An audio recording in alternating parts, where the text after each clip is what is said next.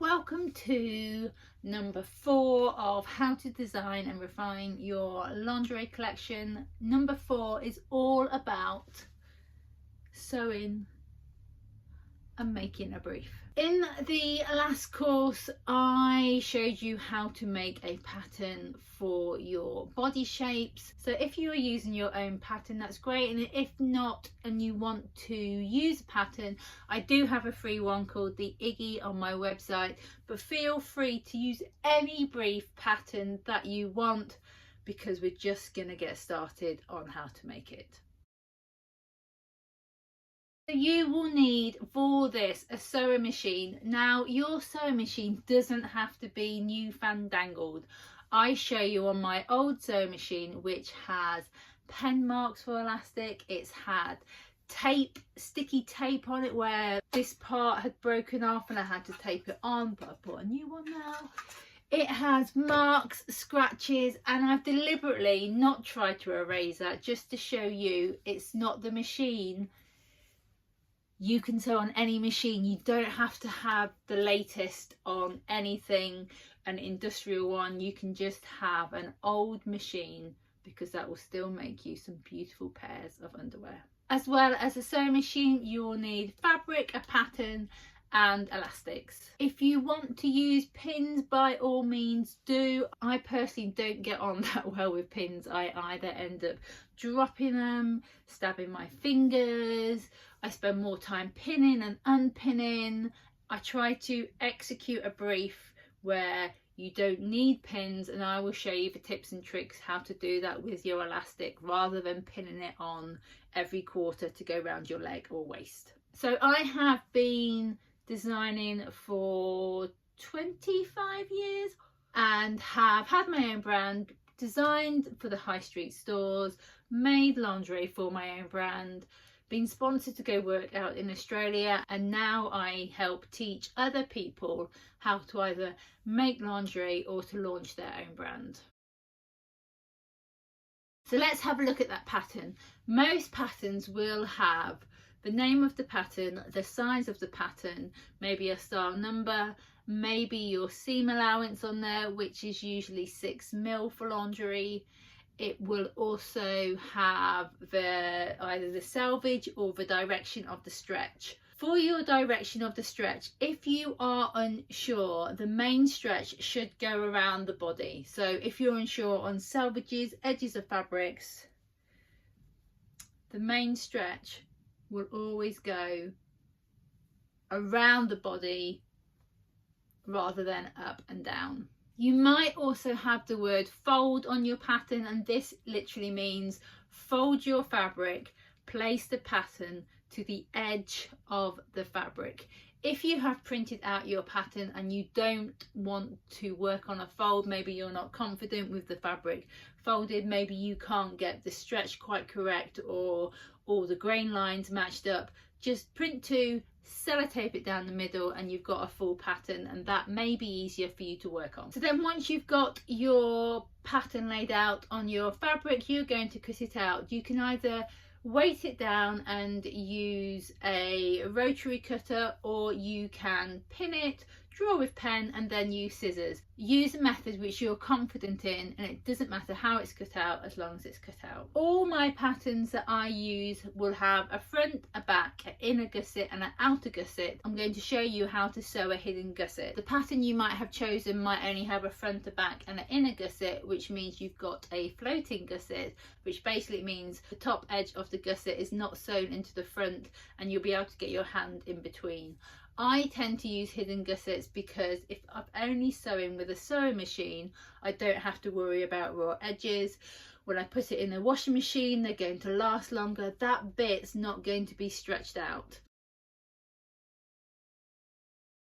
Now we're going to come to sewing the garment. For straight stitch, I set my machine for 2.5 for the length, and then for the width my needle moves left or right in the straight stitch when I move the dial, and I measure out 6mm from the edge of the foot to where the needle is and set my needle to there for seam allowances. This is a 1 on my machine, but you might need to check it on yours. And this just means I don't have to worry, am I sewing too much seam allowance or too little? I use the edge of the foot of my guide and then measure 6mm where the needle's going to be, and that is all my seam allowance all set up, and handle it as a number 1 so I can always remember that for every garment I make. For the zigzag, I go 2.5 for the width and 2.5 for the length. I would test on a scrap piece of a fabric and note it all down, so if you're making this in more than one sitting, you haven't got a really big zigzag on one leg and a really tiny one on the other. So if you are making this in 2 sittings, I tend to do the following. I will make the whole brief up, stop there, and what this does is it just allows you, when you come back and forth, you're always coming in at a place where you know. So this is a whole brief made up, and then I always do the legs first, and I've managed to turn one, and I've got the elastic just on the other, and I haven't used the waist yet. So with that in mind, you're going to make your hidden gusset first. Now in the PDF I have a step-by-step instructions showing you this. For the front, you will have your gusset piece right side facing up on the table. You will then place your front piece right side facing up on top of this. You will then place the outer gusset right side down on top, so you will have 3 layers all together, and you will sew along the gusset seam. Once that's done, you will bring that down, and you can see you can't see your seam. From there, you will do the following. You will roll up your front piece, so it's all right side up. You roll up the top of the front. You get the bottom of your gusset piece and bring it round.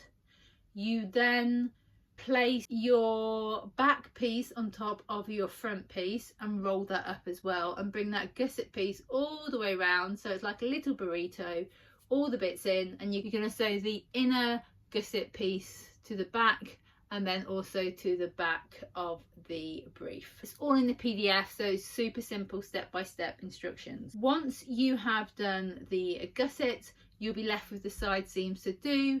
You will place right side on right side, sew down the edge, and then you can do a little zigzag next to the seam, and this will stop it from unraveling. I also have done in the past where I have used fold over elastic and just sewn it over the seam allowance, and then that's your seam. It's a bit heavier, but it's quite a bit of interest if you don't want any seams showing. Makes a detail on the inside. So when it comes to attaching elastics, you will be at the stage now. Let me find a brief half made. Here we go. I'm using this one where it's all done, ready to attach your elastics. I always start on the back leg first, mainly because if there's any errors that are recurring, any stitches that are going to be skipped or anything, it's going to happen on the back. So you're going to get your elastics. You are going to lay the elastic with the fancy side facing in towards the main body of the elastic. So you will get this edge of the fabric, edge of the elastic, and you're going to sew down on the zigzag, and you're going to sew as close to the fancy edge as possible, and you're going to sew the whole way round. And I tend to overlap the elastics on the side seams by 1 centimetre each way, and that just gives it really secure. So when you turn it over, you've just got an overlap, and then you're not having to try and match all your elastics if you don't sew your side seams first. So when it comes to elastics, I never measure the elastics. In my pattern packs, I have got guidance for what elastics to cut, because I know some people do like to cut all their elastics and pin it all onto their brief. However, I find that quite cumbersome. I find that if I haven't got the elastics quite right, I'm really trying to hold the smallest bit at the end. So what I do is this.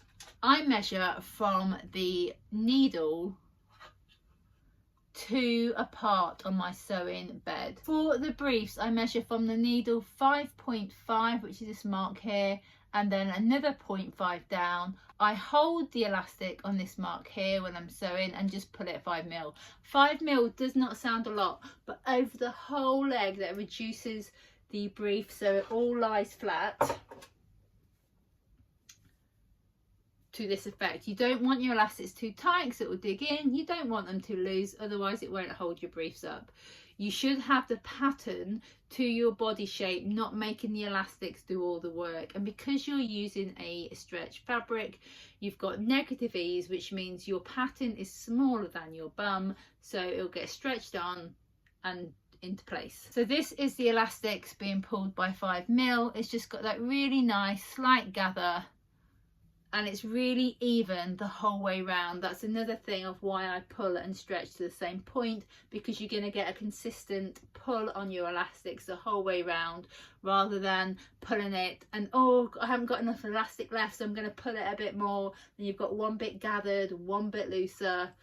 So this way, and you always get to then sew, and it starts to become intuitive of how much you're pulling the elastic for your briefs, and it helps you if you're sewing loads and loads of briefs to get it all done, rather than cut each one into place and pin and then sew. So you're going to do the legs. I tend to do legs first, then waist, and then turn it in. And the reason I do that is just so I know what I'm doing. I'm all on one bit, rather than placing the elastic there and then turning and then sewing and then doing the other legs. I'm all about speed and efficiency.